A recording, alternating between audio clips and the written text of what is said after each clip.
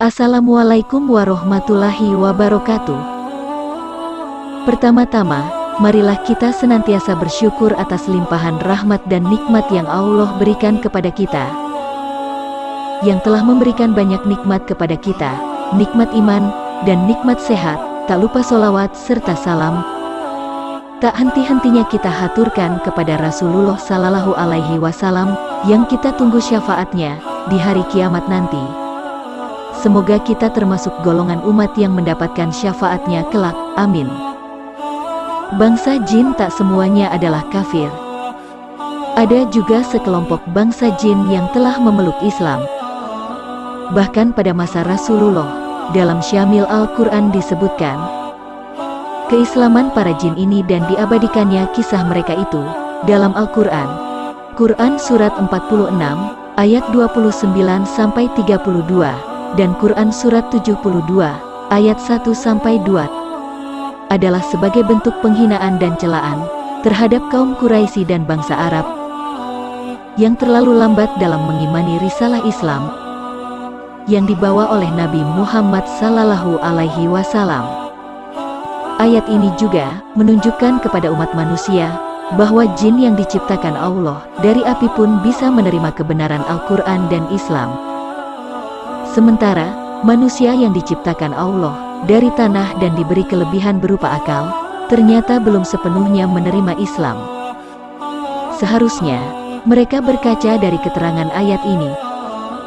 Dalam Asbab An-Nuzul disebutkan, sebab-sebab diturunkannya surah Al-Ahqaf ayat 29-32. Diriwayatkan dari Ibnu Abi Syaibah, dari Ibnu Mas'ud, ketika Rasulullah Sallallahu Alaihi Wasallam sedang membaca ayat-ayat Al-Quran, ada beberapa jin, sejumlah riwayat menyebutkan jumlahnya 9 dan sebagian lain menyebutkan 7 yang turut mendengarkan bacaan Al-Quran dari Rasulullah Sallallahu Alaihi Wasallam.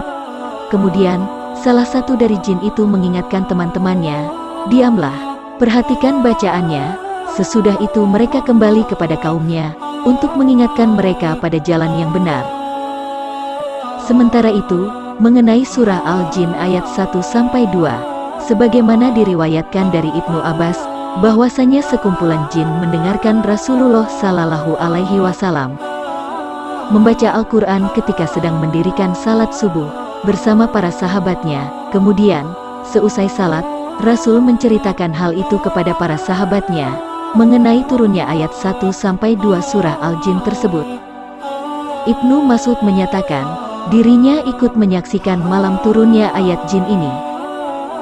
Rasulullah Sallallahu Alaihi Wasallam bersabda, "Aku didatangi juru dakwah dari kalangan jin, lalu kami pergi bersamanya, dan aku bacakan Al-Quran kepada mereka."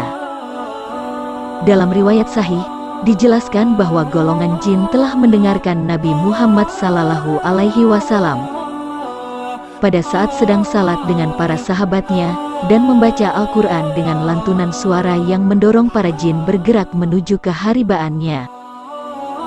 Setelah mereka mendengarkannya dengan sungguh-sungguh dan memahami hakikat kalamullah, Al-Quran, mereka segera berbalik dan bergerak menuju kaumnya untuk memberi kabar gembira dan mengajarkan apa-apa yang telah mereka pahami dan dengarkan dari Rasulullah Sallallahu Alaihi Wasallam. Dalam kitab Ad-Durur Al-Mansur, disebutkan bahwa jumlah jin yang datang kepada Rasulullah Sallallahu Alaihi Wasallam itu sebanyak 7 jin. Sementara itu, menurut Ibnu Mas'ud, sebagaimana dikutip Syekh Abdul Munim Ibrahim, jumlah mereka sebanyak 9 jin dan salah satu dari jin itu bernama Zauba'ah. Dalam kitab Fath Al-Bari Bisyar Sahih Al-Bukhari bab Zikru Al-Jin, disebutkan pemimpin para jin itu bernama Wirdan. Para jin itu berasal dari Nasibain, yaitu sebuah daerah yang terletak di perbatasan antara negara Irak dan Syria, yaitu di dekat Mosul. Menurut Abdullah ibnu Umar, ayat Al-Quran yang dibacakan Rasulullah Sallallahu Alaihi Wasallam ketika itu adalah surah Ar-Rahman.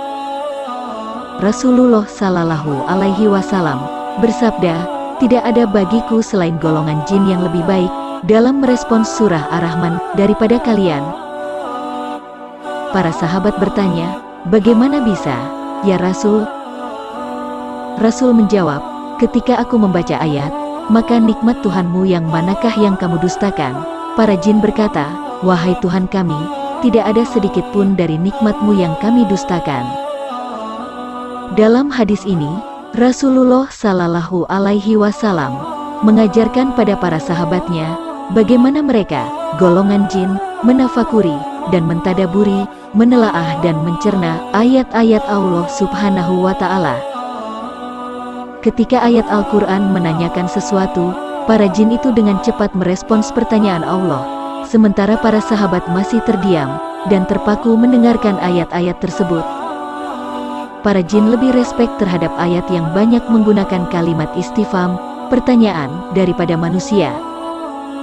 Kendati demikian, diamnya para sahabat ini dalam merespons ayat Al-Quran ini masih lebih baik dibandingkan dengan orang-orang kafir Quraisy yang enggan mengimani dan meyakini kebenaran Al-Quran dan ajaran Islam. Menurut Syauqi Abu Halil, dalam Atlas Al-Quran dijelaskan, surah Jin dan Al-Ahqaf itu memberikan teguran kepada orang-orang kafir Quraisy dan Arab di Makkah yang terlambat merespons keimanan, sementara jin yang bukan berasal dari golongan manusia lebih cepat dalam menerima dan merespons dakwah yang disampaikan Rasulullah Sallallahu Alaihi Wasallam. Para jin ini terbagi dua, yakni jin kafir dan jin yang Islam. Mukmin, jin yang beriman, akan ditempatkan di surga, dan jin kafir akan ditempatkan di neraka. Sementara itu, Rasulullah Sallallahu Alaihi Wasallam menggambarkan para jin itu terbagi tiga golongan, yakni golongan yang bisa terbang di udara, golongan ular dan anjing, serta golongan yang bermukim dan hidup berpindah-pindah. Lihat hadis sahih yang diriwayatkan Ibnu Abi Dunya dalam Maqasid Asy-Syaitan, dalam Hawatif, riwayat Al-Hakim, dan lainnya. Demikian informasi ini yang dapat kami sampaikan pada kesempatan ini. Semoga dapat bermanfaat bagi kita semua, dan dapat kita aplikasikan dalam kehidupan sehari-hari. Lebih dan kurangnya mohon dimaafkan, yang benar datangnya atas bimbingan Allah Subhanahu wa Ta'ala, yang maha benar, dan yang salah, khilaf, atau keliru itu datangnya dari kami sebagai manusia biasa yang tidak pernah luput dari salah, khilaf dan berdosa. Jangan lupa dukung channel kami, dan channel Islami lainnya, guna mendapat syafaat dalam mencapai ridho dan hidayah Allah Subhanahu wa Ta'ala.